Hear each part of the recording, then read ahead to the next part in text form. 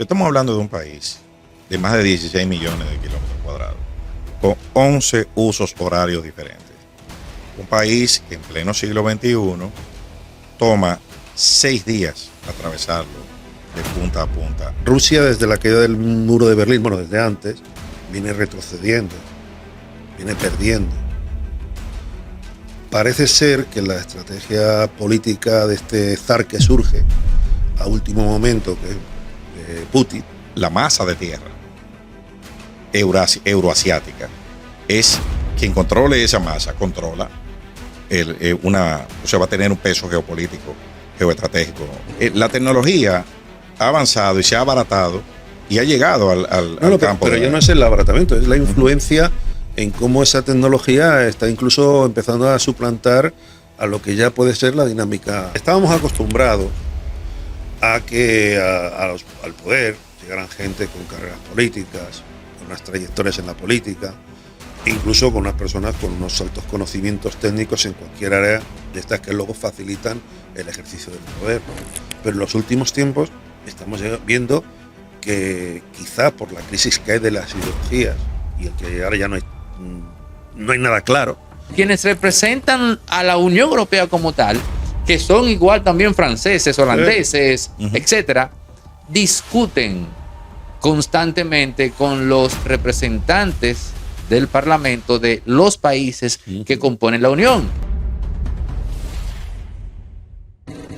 Y ahora que estamos lamentablemente hablando de una tercera guerra mundial, yo no sé si usted sabe que Rusia cuenta con un sofisticado mecanismo que le permite lanzar unas 4.000 ojivas nucleares en cuestión de segundos a distintas partes del mundo. El peligro de los misiles de largo alcance de Ucrania es que simplemente le dan el aval a Rusia para responder en la misma medida.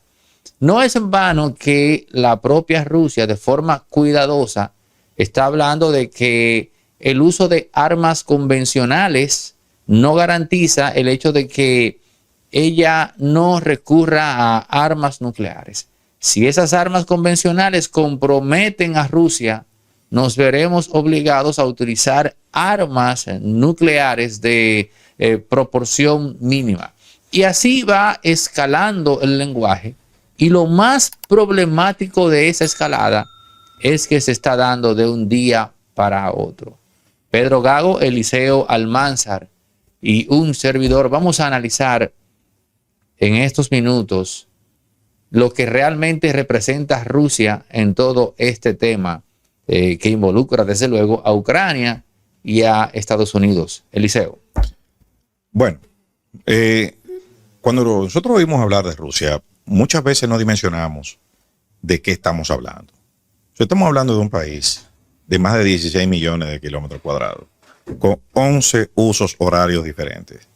Un país que en pleno siglo XXI toma 6 días atravesarlo de punta a punta en tren. O sea, de eso es que estamos hablando. O sea, estamos hablando de un mastodonte. Su símbolo es el oso. El oso, pero eso tiene una connotación filosófica. El oso duerme, el oso le gusta la miel, pero el oso es muy feroz y difícil de contener. Entonces, ese es un país montado sobre la base de defender ese territorio enorme que tiene, lo que lo hace desde el punto de vista militar imposible de invadir y de controlar. O sea, es el primer punto que hay que poner. Y es un país cuya filosofía y su relato de nación está construido en base a repeler los ataques que ha recibido por su flanco Napoleón, Hitler y demás desde el 1812, aquella fallida invasión de Napoleón. Borodino. ¿Por qué fracasa esa invasión? Que mucha gente entiende que aquel ejército que formó Napoleón, la gran armée de más de 500,000 soldados y personal de apoyo, mucha gente entiende que murieron en combate y solamente el 12% de las bajas que hubo allí fueron en combate. El resto murió por enfermedades, hambre, frío y demás hierbas aromáticas, propias de la dificultad para controlar el territorio. Lo mismo pasó, la misma suerte corrió Hitler cuando con la operación Barbarroja intentó invadir Rusia. No pudo. Entonces, ahora mismo estamos viendo el uso para venir al siglo XXI, el uso de esta tecnología, de estos misiles, el Storm Shadow británico y otros armamentos, el ATACMS, que es el misil, el homónimo, el par, perdón, norteamericano, de ese misil de largo alcance. Es una expresión de la necesidad de tener que entrar a esas líneas que están a cientos de kilómetros del frente. Entonces, obviamente, aquí hay un juego retórico también. Hay un escenario que las superpotencias nucleares usan, que se llama el MAD, el Mutual Assured Destruction. Y ahí es donde nadie va, esa línea no la va a cruzar nadie. Ahora, de que va a tener unas consecuencias y va a ser un punto de inflexión en la guerra de Ucrania. Yo ya no estoy tan seguro. Yo estoy viendo tantas cosas en el mundo en estos últimos años que honestamente, Pedro, Eliseo, a mí ya no me sorprende que se cruce la raya o que se aniquile más bien el paradigma de la destrucción mutua asegurada, porque estoy percibiendo que quienes tienen la responsabilidad, si cabe aquí la palabra responsabilidad, de tomar estas fatídicas decisiones, están actuando bajo el paradigma de el mundo tiene que ser como nosotros entendemos. Si el mundo no es como nosotros queremos que sea, preferimos la destrucción, preferimos el oblivion. Bueno, yo interpretar la situación, la realidad actual, creo que, bueno, está bien la historia y lo que se comenta, pero es decir, yo creo que Rusia, desde la caída del muro de Berlín, bueno, desde antes, viene retrocediendo, viene perdiendo. Parece ser que la estrategia política de este zar que surge a último momento, que es Putin, pues entra un poco a intentar recomponer, recuperar espacios geográficos donde hay minorías rusas fuertes, pero que ahora están en otros países, ¿no? También quizá Rusia no ha sabido dar el salto adecuado a un país más desarrollado, ¿no? Todavía vemos incluso usos soviéticos de sus comportamientos y demás, ¿no? Bueno, puede ser. Yo creo que todo esto va a durar lo que dure Putin, vivo o en el poder, ponlo como quieras, ¿no? La verdad es que tampoco hay mucha información de qué sienten los rusos por esta guerra, ¿no? Una guerra que ya le está costando muchas vidas. Aparte de un desgaste económico, están ahora mismo en una economía de guerra que en principio no va mal, porque se está produciendo, pero claro, se está produciendo a costa de mandar a un segundo plano bienestar y bienes de consumo, sustituyéndolo por una producción de armas, ¿no? ¿Qué aporta un arma? Entonces, por un lado, pues bueno, ves al bando occidental, a la OTAN, pues que ven que Rusia, mientras está entretenida con ese hueso en el que ella misma se ha metido, porque claro, ya todo esto se inicia, vamos a pensar, cuando Ucrania pide entrar en la OTAN, entrar en la alianza occidental, ¿no? Y dice, bueno, pero es que ya me han llegado. No ten en cuenta que todavía hay un régimen entre la OTAN y Rusia, que es Bielorrusia, que es una filial. También hay un dirigente ahí muy curioso, eterno en el poder, ahora me viene el nombre. Entonces, yo creo que en esos contextos, lo que está pasando quizá es un poco de la situación rusa, ¿no? Que tampoco lo tenemos claro. Desde el bando occidental dice, bueno, pues mientras está metida con ese tema, de paso ha servido también como un test. Hemos visto que tiene un ejército que no funciona. ¿Quién? Rusia. Por ejemplo, se le han caído las ventas de armas porque todo el mundo que tenía algún interés en comprar armas soviéticas dice, no, eso no sirve. Entonces hay un desgaste por parte de uno de los polos fuertes que todavía quedan, Y entonces, pues yo creo que le está sirviendo en cierta manera, es decir, desde el lado occidental se está viendo como una especie de testar, ¿no? Y demás. Ahora viene Trump, que es otro salto. Quizás ahora estamos en una presión última. Yo no creo que esto que ha pasado con los misiles Trump no lo supiera. Farmacia Medicare GBC está abierta de lunes a domingo, sigue en pie con su descuento de un 20% y también tiene su app que pueden descargar los amantes de Android y la gente también de Apple. Farmacia Medicare GBC, la de nosotros los dominicanos. Puede entrar una estrategia americana de forzar al máximo para luego tener una posición de negociación más fuerte. Yo estoy seguro que Trump va a acabar con las guerras en muchos sitios, porque Trump es un comercial, digamos, tiene un sentido de la vida muy financiero, y claro, saben que lo malo para el comercio siempre es la guerra. Es más, donde existe comercio no existe guerra, fíjate cómo es la cosa, ¿no? Y curiosamente se ha dado esa paradoja que nadie había dado, ¿no? Todo el mundo daba que con los demócratas de Estados Unidos ha estado más en guerra que cuando están los republicanos. Y en el caso de Trump, no es simplemente no está en guerra por esa idiosincrasia, ¿no? Entonces yo creo que no sé, hay como elementos que todavía se escapan, ¿no? Luego hay otras situaciones, porque no solo ya el problema de Rusia, es que ahora se le ha unido el problema de Oriente Medio también, ¿no? Que está indirectamente. Pero fíjate qué cosa más curiosa. Mira lo que está haciendo, que para mí Israel está haciendo un trabajo no solo de autodefensa, sino no está haciendo un trabajo al mundo occidental. Yo creo que Israel está tomando unas medidas y está sometiendo a ese islamismo más radical, que ahora mismo lo está financiado por Irán, ¿no? No quiere decir que algunas monarquías del Golfo también estén financiando por ahí sus cositas, ¿no? Pero Israel está haciendo un trabajo, vamos, yo le agradezco a Israel lo que está haciendo. Dejemos, ¿no? Es decir, lo de Gaza y tal, para el problema que yo creo que hay en general, es una pequeña... porque verdaderamente es un conflicto que está repercutiendo también a nivel mundial, ese de Israel. No con los palestinos, porque ahora no es que es con los palestinos, está con Hamas, con Hezbollah, con Irán, con los hutis, es decir, con el radicalismo islámico, ¿no? Bueno, Eliseo. Bueno, yo pienso que, y Pedro dijo algo interesante, hay mucha incomprensión de Occidente del tema ruso, y no es nueva. Churchill se refería a Rusia como la interrogante de un acertijo dentro de un enigma. O sea, es una cuestión que no se llegaba a entender.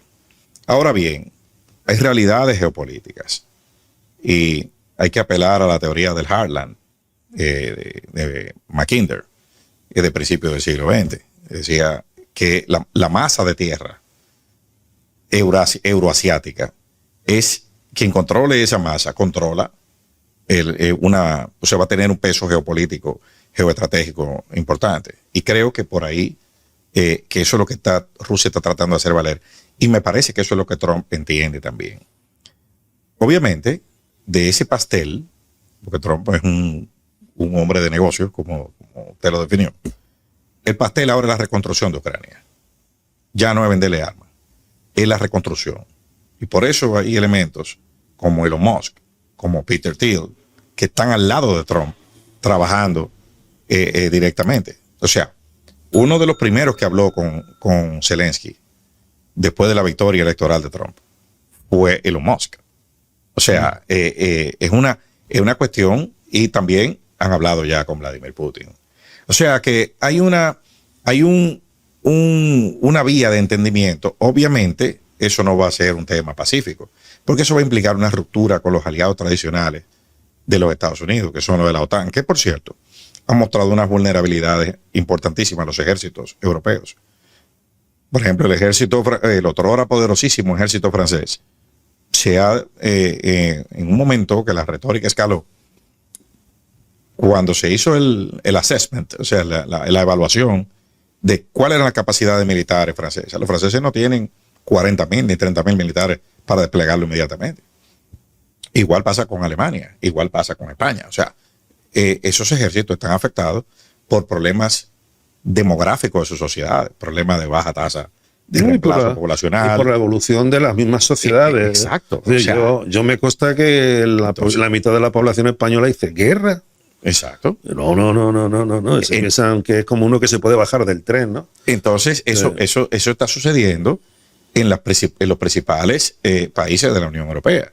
Entonces tú tienes la OTAN, pero el ejército necesita soldados. Esta guerra ha demostrado que tú tienes que tener, por más poder aéreo que tengas, por más bombas que tengas, tú tienes que tener un ejército de tierra capaz de asegurar la posición. Pero fíjate, para mí esta guerra ha demostrado una cosa, es cómo ha irrumpido ya la guerra cibernética, ¿no?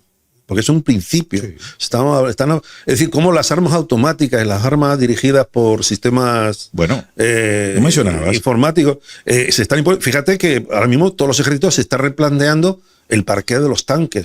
Los tanques hasta ahora era una pieza básica dentro de las fuerzas militares. Y se ha demostrado que entre un dron. Ojo, el otro día veía una noticia de que un misil de cuatro cheles estuvo a punto de darle a un portaaviones de los más importantes americanos. Un dron de $2.500. Por eso. Te neutraliza un tanque que cuesta millones de dólares. O sea, un dron de $2.000. O sea, la tecnología ha avanzado y se ha abaratado y ha llegado al campo. Pero ya no es el abaratamiento, es la influencia en cómo esa tecnología está incluso empezando a suplantar a lo que ya puede ser la dinámica. Ahí está, la protección que tiene Israel, totalmente informatizada y con los resultados que están logrando, ¿no? Israel está utilizando dos sistemas de inteligencia artificial. Uno se llama el Gospel, el Evangelio, y el otro se llama Lavender, como lavanda. Esos dos sistemas de inteligencia artificial son armas que seleccionan blancos y deciden disparar. Y calculan el número de daños colateral y seleccionan las armas también. O sea, esa operación se hace en cuestión de minutos. Se alimentan los blancos, él los selecciona y dispara. Por eso te digo que yo que no soy especialista, no tengo ni idea de ello, pero sí se nota que la guerra del futuro va a ser ya quizás como la que hemos estado viendo en ¿cómo se llama? El nivel de precisión. Como esa película está tan famosa. Terminator. El nivel de precisión de esas armas todavía es de un 70%. Y eso explica el número tan alto de civiles que han perdido la vida en la Franja de Gaza, donde se han lanzado más bombas que en Stuttgart, más bombas que en Vietnam, más bombas que en cualquier otro conflicto bélico, donde han perdido la vida más personas que en Yugoslavia, que en Libia. O sea, es una... Pero fíjate, 40.000. Pero fíjate que ahora, a medida que está avanzando la situación, se está viendo también una nueva forma de hacer la guerra de los túneles. Sí, bueno. No. Guerra no convencional. Vietnam era así también. No, pero... El Vietcong llenó de túneles. Sí, pero era un poquito otro lado. Pero en este sentido no. Porque es que además veis que el modelo que urbano. El modelo que habían hecho en Gaza, el metro de Gaza, como llamaban, ¿no? Se estaba replicando también en Líbano. Bueno, porque es que es una guerra dentro de una jaula que los mismos israelíes crearon. La Franja de Gaza es una jaula. Una jaula de 300 kilómetros cuadrados, creada y custodiada por los israelíes, y es una guerra dentro de una jaula. Bien, pero que son nuevas formas de hacer la guerra. Sí. No se había visto este tipo de cosas. Muchas de las cosas que estamos observando, además, como ahora todo se televisa, e incluso las mismas bombas llevan su camarita y hasta el momento del impacto estás viendo como en primera fila lo que va a pasar. Te puedo decir que están surgiendo novedades. Yo me imagino a los militares ahora repasando estrategias y demás, porque la verdad es que están surgiendo cosas nuevas. Donde más de 40.000 personas hayan perdido la vida. Y luego también más del 60% de ellas civiles. Te digo otra cosa para analizar el problema. Bueno, pero ¿por qué están en guerra? ¿Tú te crees que un país como Rusia, tan grandísimo, va a estar ponerse en guerra por una franja en Ucrania? Que no es nada. Además, el caso de Rusia es un país grandísimo. Pero es un tema de seguridad. No, Pedro, espérate. Podemos hablar de que no es nada, porque el tema aquí es que, curiosamente, esa franja que tú citas, si Ucrania entra en la OTAN, gana el derecho por default de que se le pueda poner una base ahí. Y ocurre que si se le pone esa base ahí, van a poder instalar misiles que van a apuntar directamente a Moscú. Ya, pero entonces, pero piensas que en el siglo XXI, que la OTAN, que las sociedades de los países que están en la OTAN están interesadas en conquistar, en hacer daño a... Pero es que no son, Pedro, no son las sociedades, no es la población civil, son decisiones que se toman arriba. Y yo te voy a poner un ejemplo claro de eso. El Parlamento Europeo y la Unión Europea. En el Parlamento Europeo están los representantes de los distintos países que componen la Unión Europea. Pero ese Parlamento Europeo discute con los representantes directos de la Unión Europea, que curiosamente son personas que étnicamente hablando pueden coincidir con el representante alemán, que francés, etcétera. O sea, quienes componen, agrupadas, exacto, quienes representan a la Unión Europea como tal, que son igual también franceses, holandeses, etcétera, discuten constantemente con los representantes del Parlamento de los países que componen la Unión y casi nunca se ponen de acuerdo. Es un asunto de un tirijala. Por eso te quiero decir que... No, pero y también hay que hacer una puntualización. El tema de Ucrania, del ingreso a la OTAN, viene después del golpe de Estado de la Revolución del Maidán, que fue un golpe de Estado patrocinado por la CIA, donde operaba Hunter Biden, donde Hunter Biden era un operativo. El que desalojaron era prorruso. No era más que eso, sí, pero era prorruso. Y de ahí ponen era de la antigua nomenclatura, vamos. Y de ahí ponen a un comediante. O sea, bueno, ese es un punto, perdona, Pedro, Eliseo, ese es un punto en apariencia irrelevante. Me refiero a lo de el comediante actor Zelensky. Zelensky. No, espérate. Es un punto en apariencia irrelevante. Él era actor, ¿no? Él es actor. Sí. Y yo le pregunto a ustedes, ¿qué es lo que hace un actor? ¿Tú no recuerdas la frase de Ronald Reagan? Ronald Reagan decía, tú no puedes ser un buen presidente si no eres un buen actor. Ok, amén de la frase, porque Reagan era genial con las frases, pero yo te pregunto a ti, ¿qué hace un actor? Hombre, Pedro, ¿qué hace un actor? Para que llegue un actor, un actor profesionalmente actúa, luego como persona tiene su propia ideología, tiene sus propios... Hombre, evidentemente no es un experto, no es un político de carrera. Pero tú sabes, te voy a dar una respuesta, entre comillas, muy mía, pero que ilustra perfectamente lo que está pasando aquí. Un actor no es más que un elemento que ejecuta un guión. Exacto. Todo lo que tú planteas de la figura profesional del actor se desprende de la actividad primaria de ejecutar un guión. A mí me parece muy revelador que todo esto se esté dando a partir de la irrupción de un actor. Y digo esto porque para mí ese actor está básicamente ejecutando el papel más importante de su vida. Está ejecutando un guión. Yo lo veo así.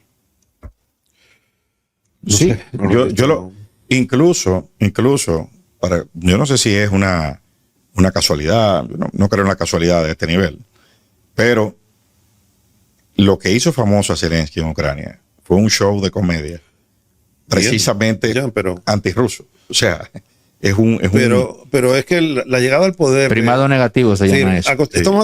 Estábamos acostumbrados a que al poder llegaran gente con carreras políticas, con unas trayectorias en la política, incluso con unas personas con unos altos conocimientos técnicos en cualquier área de estas que luego facilitan el ejercicio del poder, ¿no?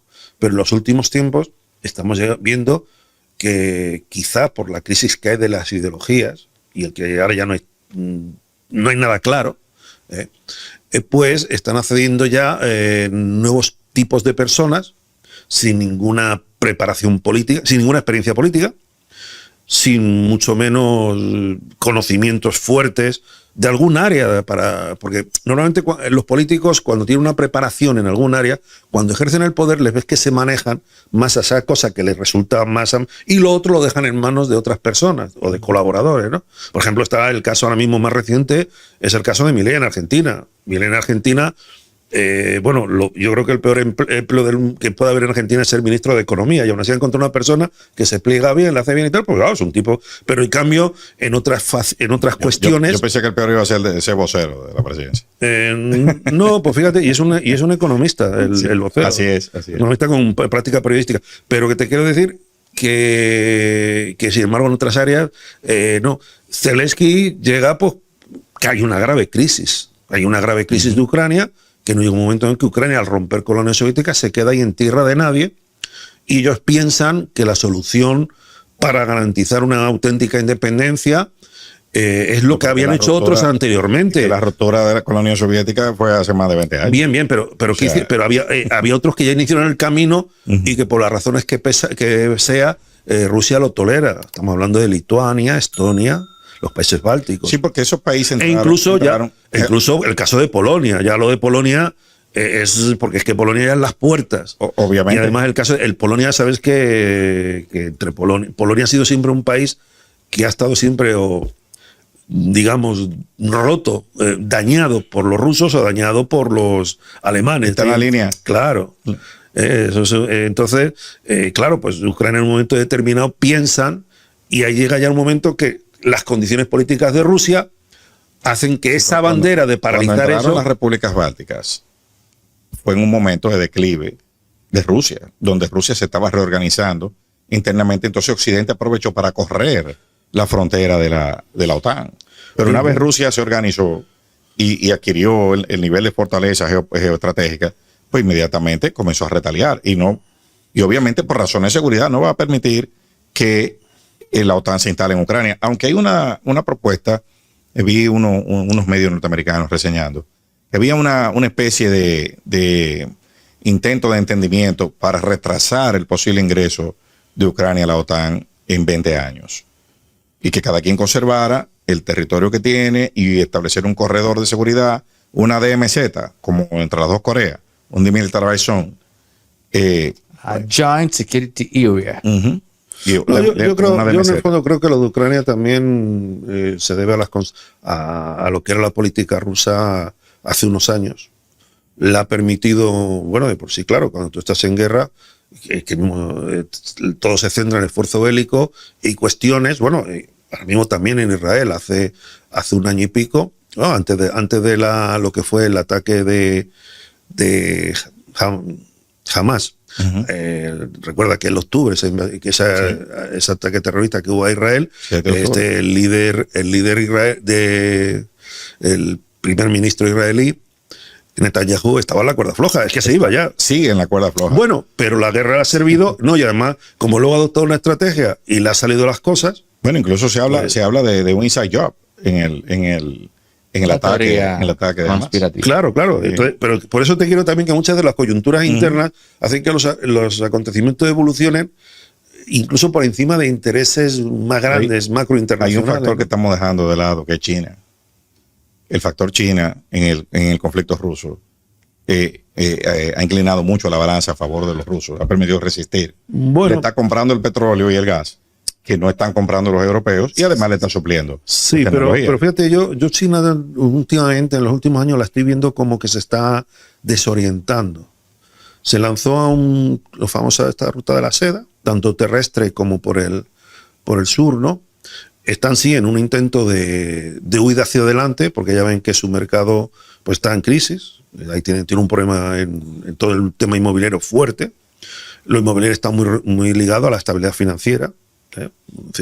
Un problema inmobiliario te puede tumbar la economía de un país. Pero China restauró las relaciones entre Irán y los saudíes y logró que Siria volviera a entrar a la Liga Árabe, que estaba expulsada por unos años. Bien. China está en la entrada, en Djibouti, en la entrada. Bueno, Djibouti es que hay parece que base de todos los países, ¿no? Sí, pero está chino.